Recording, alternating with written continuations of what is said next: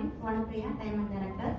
இந்த diamond director அப்படின்ற ஒரு வார்த்தையை சொல்றதுக்கு சில்வர் டைரக்டர் வந்து 1 இயர் நான் எடுத்துக்கிட்டேன். ரொம்ப நாள் வந்து சில்வர் குவாலிஃபை பண்ணினேன். அதுக்கு முன்னாடி பார்த்தீங்கன்னா ஆனால் மெயின்டைன் பண்ண லெவல் பார்த்தீங்கன்னா பிரான்ஸ் டைரக்டர். ஒரு சில டைம் இன்னும் ஃபீட்பேக் போடும்போது கூட பார்த்தீங்கன்னா அந்த டைமண்ட் டைரக்டர் அப்படிங்கிற வார்த்தை எனக்கு வர்றதில்லை. ஏன்னா அது ரொம்ப வருஷமாக சொல்லி பழகின மாதிரி அப்படியே எனக்கு கூடவே இருந்துருச்சு. நான் என்ன பண்ணேன் அப்படின்னா ஃபஸ்ட்டு நான் வந்து கொரோனாக்கு முன்னாடி ஒரு ஸ்கூல் டீச்சராக ஒர்க் பண்ணேன். கொரோனாக்கு அப்புறம் ஹவுஸ் ஒய்ஃப் தான். ஒரு 2000 3000க்கு அந்த கொடுக்குற காசை வந்து ஆன்லைன் கிளாஸ் எடுக்கிறதுக்கு எனக்கு உடன்பாடு இல்லை. ஏன்னா ரீசார்ஜ்கே போயிடும் அப்படின்னு சொல்லிட்டு நான் பண்ணல. அதுக்கப்புறம் ஹவுஸ் ஒய்ஃபாக இருந்தேன். அந்த டைமில் வந்து என்ன பண்ணலாம் அப்படின்னு யோசிக்கும்போது சின்ன ஒரு டியூஷன் சென்டர் வச்சுருந்தேன். நான் டியூஷன் சென்டர் வச்சு 3 months கொரோனா வந்தங்காட்டி டோட்டலாக க்ளோஸ். வேஸ்ட்டாக வந்து வாடகை கொடுக்குற மாதிரி இருந்துச்சு. சரி என்ன பண்ணலாம் அப்படிங்கும்போது சின்னதாக வந்து அதில் ஒரு ஆர்கானிக் ஸ்டாப். ஏன்னா டியூஷன் சென்டருக்கு வெளியே வாடகை கொடுக்குறோம், அதை நம்ம என்ன பண்ணலாம் அப்படின்னு பார்க்கும்போது ஆர்கானிக் ஸ்டார்ட் பண்ணேன்.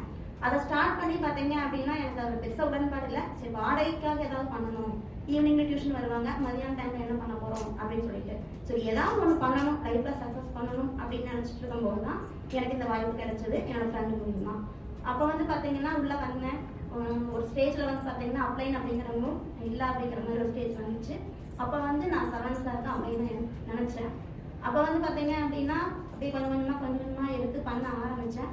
பிரான்ஸ் குவாலிஃபை பண்ணேன். நல்லா தான் இருந்துச்சு கேட்கறக்கும் பார்க்கறக்கும். பட் அதை வந்து ஒரு 2 months சில்வர் ஆச்சு.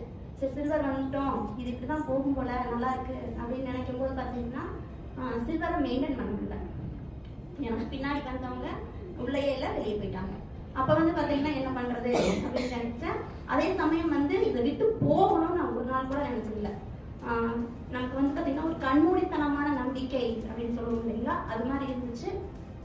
அப்போ வந்து பார்த்தீங்கன்னா சரவண் சார் தான் ஒவ்வொரு தடவையும் எனக்கு வந்து முடியும் பண்ணுங்க, விசிட்டிங் கார்டு கொடுக்க போகும்போதெல்லாம் சிலர் முடியும் பண்ணுங்க தொடர்ந்து பண்ணுங்க, நீங்க போடுற எஃபர்ட் எல்லாத்துக்கும் பின்னாடி பலன் இருக்கு அப்படின்னு சொல்லுவாங்க. அதை வந்து நான் ப்ரூவ் பண்ணேன். கோல்ட் டைரக்டர், அடுத்த மந்த் ஸ்டார் டைரக்டர், அடுத்த மந்த் டைமண்ட் டைரக்டர் அப்படின்ட்டு.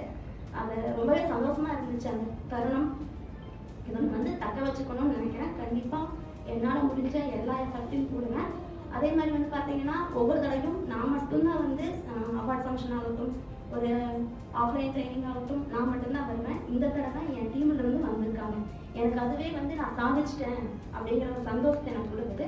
அதே மாதிரி வந்து பார்த்தீங்கன்னா நான் வந்து டீமில் இருக்கிறவங்க தாண்டி என்ன நம்பினேன், எனி டைம் ஃபோன் தான். வீட்டில் ஒரு ஃபங்க்ஷன் இல்லை எங்கேயாவது போகணும் வரணும்னாலும் பெஸ்டீஜ் தான் ஃபர்ஸ்ட்டு, அதுக்கப்புறம் தான் எல்லாம் அப்படிங்கிற மாதிரி ஒரு சூழ்நிலைக்கு என்ன நானே உருவாக்கிக்கிட்டேன். எல்லாருமே வந்து அங்கே போகணும் இங்கே போகணும், அந்த ஃபங்க்ஷன் போயிட்டு அட்டெண்டன்ஸ் எடுக்க முடியல அப்படின்லாம் நிறைய சொல்லுவாங்க. பட் நான் வந்து பார்த்தீங்கன்னா சரவண் சார்ட்ட எந்த ஒரு காரணத்தையும் சொல்லக்கூடாது. ஒரே ஒரு நாள் தாத்தாவோட டெத்தில் இருக்கும்போது சொன்னேன், பிரதர் அட்டெண்டன்ஸ் போட முடியல, நான் தாத்தாவோட டெத்தில் இருக்கேன் அப்படின்ட்டு. அந்த நாள் தவிர ஒரு நாள் கூட நான் வந்து பார்த்தீங்கன்னா அட்டெண்டன்ஸ் எடுக்கிறதையோ சாருக்கு ரிப்போர்ட் பண்ணுறதையோ மிஸ் பண்ணது கிடையாது. ஸோ இந்த வாய்ப்பு வந்து இப்போ விக்னேஸ்வரர் சொன்ன மாதிரி நான் வந்து வாழ்க்கையை தான் பார்க்குறேன்.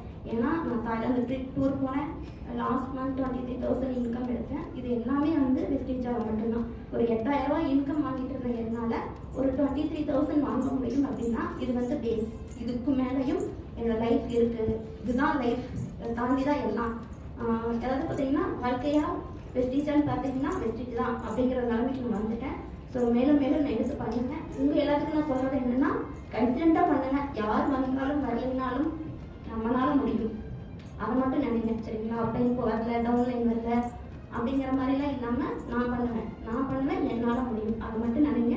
கண்டிப்பாக இங்கே சக்ஸஸ் பண்ண முடியும் ஒவ்வொருத்தராலையும். தேங்க்யூ. விஷயம்